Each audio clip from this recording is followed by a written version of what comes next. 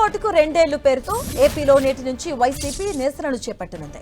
కూటమి సర్కార్ హామీలు అమలు చేయలేదంటూ ఆందోళన చేయబోతుంది. వైసీపీ నిరసనల్లో భాగంగా ఇవాళ టీడీపీ మేనిఫెస్టో, చంద్రబాబు, పవన్ సంతకాలతో ఇచ్చిన బాండ్లు దహనం చేయబోతున్నారు వైసీపీ శ్రేణులు. ఈ నెల 8 లేదా 9వ తేదీన టౌన్ హాల్ సదస్సులు నిర్వహించబోతున్నారు. 12 నియోజకవర్గ కేంద్రాల్లో నిరసన ర్యాలీలు చేపట్టనుంది.